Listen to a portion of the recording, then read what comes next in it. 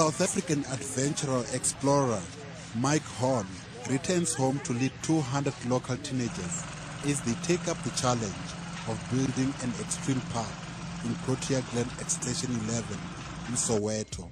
He had teamed up with Johannesburg City Parks to build the park.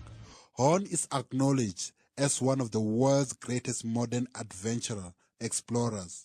He had just came back to South Africa after completing a transatlantic crossing from the Antarctica. But this specific program, why is this specific program important, is to give a place to young kids to come and play. And that's the right of all kids, to have an opportunity to play, where they will not be abused, where they won't be introduced to alcohol, where we want to keep the drugs out of the parks. And for us, that is vital today, because if the younger generation gets taken away by these evil elements, the rest of their life is not going to be exactly like they want it to be. He also said he had an amazing time in Antarctica. Antarctica was one of the most amazing continents that I've ever been to. And to see this mass of ice and the ocean and the wildlife was just an eye-opener to me. And that's why I think it's important to protect it. You can see massive pieces of ice falling into the water. The sides of Antarctica is busy melting. There's less and less whales coming in. The youth got an opportunity to take part in the physical aspects of building a park, which included the laying of lawn, planting trees and flowers, water fountain building, football field, and pathway building.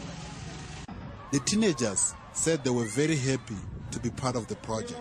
I decided to get involved with this project because it's such a great way to give back to the community, to help with the poverty in South Africa.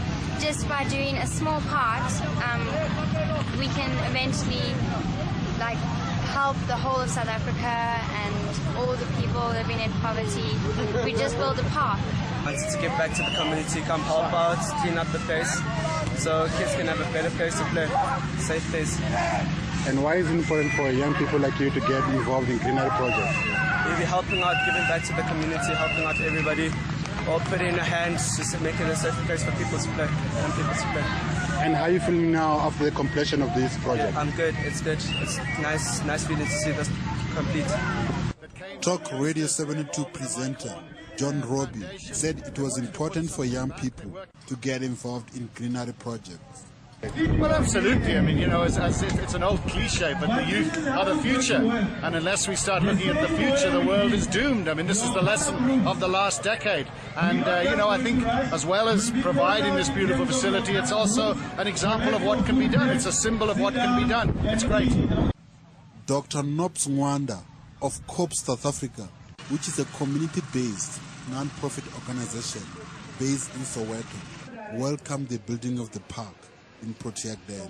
So one of the things that we notice in this community is that there are no safe play areas for children. Children are either playing on the street and they're in the danger of being hit by cars. This area in particular used to be full of reeds, weeds. It was an illegal dump site.